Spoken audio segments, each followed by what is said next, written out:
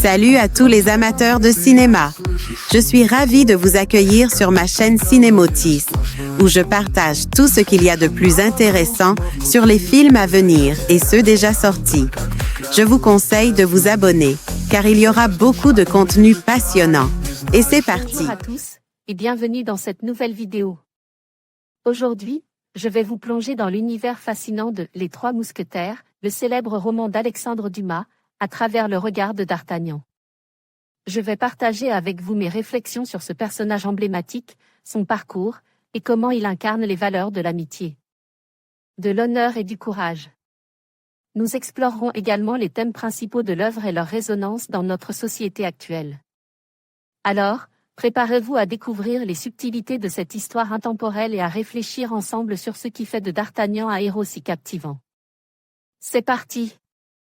Écrit par Alexandre Dumas et publié sous forme feuilletonnante en 1844, Les Trois Mousquetaires a connu tellement d'adaptations que il est impossible de toutes les nommer. Citons néanmoins celle de 1903. Par Georges Méliès, la version d'André Hunebelle avec notamment Bourvil, celle de Richard Lester avec la regrettée Raquel Welch. Constance, sans oublier les versions de Stephen Herek, avec Kiefer Sutherland et Charlie Sheen, ou même celle de Paul W. S. Anderson et ses bateaux volants. L'œuvre de Dumas, peut-être le plus grand roman de cap et d'épée écrit à ce jour, a connu tellement de versions que tout le monde en connaît l'intrigue. La version 2023 est signée du réalisateur d'Eiffel, Martin Bourboulon avec Alexandre de la Patelière et Mathieu Delaporte, le prénom, à l'écriture. L'histoire désormais racontée en deux parties, comme celle de Richard Lester 50 ans plus tôt, sera accompagnée de séries. Spin-off et même d'une autre adaptation de Dumas, Le Comte de Monte Cristo avec Pierre Ninet. Un pari pour le producteur, Pathé, qui, non content d'avoir investi 73 millions d'euros, espère que cette superproduction française sera l'équivalent d'un Maverick ou d'un Avatar, un film capable d'attirer massivement le public. D'Artagnan peut-il sauver les salles de cinéma de l'Hexagone? D'Artagnan est un jeune Gascon qui monte à Paris rejoindre les mousquetaires du roi. Admis en tant que cadet, il va se retrouver à enquêter sur la mort d'une jeune femme, enquête qui va lui faire découvrir un complot fomenté par le cardinal Richelieu, visant à faire tomber la couronne. Il devra, entre autres, courir en Angleterre récupérer un collier que la reine de France a offert au duc de Buckingham, son amant anglais.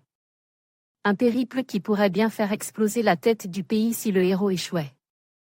De la Patelière, dont le père, pour l'anecdote, avait porté à l'écran Le Comte de Monte Cristo, un autre Dumas, avec Jacques Weber. Et Delaporte s'empare du bouquin de Dumas pour en garder l'essentiel, les éléments clés de l'histoire qu'on a tous en tête, le duel du début, Constance, Milady, le cardinal, les Ferrets, pour mieux apporter leur pierre à l'édifice. C'était nécessaire et c'est fait intelligemment, une histoire tant racontée ne pouvait l'être qu'en étant au moins un peu modifiée. Ainsi quelques personnages sont modifiés, Constance n'est plus mariée, Porto est ouvertement bisexuel, et une intrigue impliquant Athos est ajoutée, mais celle-ci permet aux différents éléments de l'histoire de trouver un fil conducteur. Et ça permet même de rebondir sur les écrits de Dumas, notamment en ravivant le passe du mousquetaire, tout en créant un effet de surprise pour le spectateur. Une intrigue fidèle mais adaptée donc et quelques dialogues solides, portés par des comédiens certes trop vieux par rapport à l'œuvre. De papier mais heureux d'être là et de tourner ensemble. Dès le premier teaser, on a reproche au film d'avoir l'air très jaune. La colorimétrie ne s'arrange guère au montage final et on a toujours cette forte impression de monochrome un peu dommage, surtout quand on sait qu'à l'époque les gens s'habillaient avec plein de couleurs. Dans l'esprit, difficile aussi de ne pas regretter les uniformes tels que les adaptations précédentes les ont apportés. Certes, la casaque n'était pas historique mais elle participait tellement au panache des personnages qu'on la regrette. Ceci étant dit, ça n'empêche pas Martin Bourboulon de soigner sa mise en scène. Le réalisateur implique ses acteurs, qui font pour la plupart leur cascade, et cherchent régulièrement le plan séquence quand ils filment de l'action. Le résultat est l'inverse des productions américaines super-héroïques habituelles, surdécoupées et impliquant des cascadeurs cons. N'a pas le temps de voir tant tout va trop vite. Le résultat est le plus solide divertissement français sorti en salle depuis de nombreux mois. Les Trois Mousquetaires version 2023 est le texte d'Alexandre Dumas remis au goût du jour, avec juste ce qu'il faut d'adaptation pour surprendre encore le spectateur.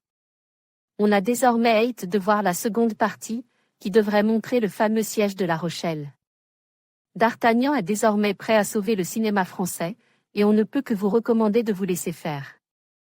Les Trois Mousquetaires, d'Artagnan, de Martin Bourboulon sorti en salle le 5 avril 2023. Actualité, critique, le film de la semaine, top actu critique, Superman jeudi 10 juillet 2025 à ne pas manquer, actualité Red Sonja, la bande-annonce jeudi 10 juillet 2025. Actualité, nos vidéos, rencontres, séries, top actu Spilvan, rencontre avec Makoto Sumikawa Andan, Hiroshi Watari mercredi 9 juillet 2025. Critique, le film de la semaine critique, Odeur mercredi 9 juillet 2025. Actualité, critique, le film de la semaine.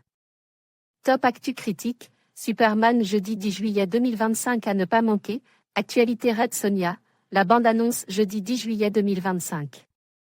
Actualité, nos vidéos, rencontres, séries, top actu Spilvan, rencontre avec Makoto Sumikawa Andan, Hiroshi Watari mercredi 9 juillet 2025. En conclusion, Les Trois Mousquetaires d'Artagnan demeure une œuvre intemporelle qui allie aventure, camaraderie et intrigue politique. À travers les péripéties de D'Artagnan et de ses compagnons, Alexandre Dumas nous offre une réflexion sur l'honneur, la loyauté et le sens de l'amitié.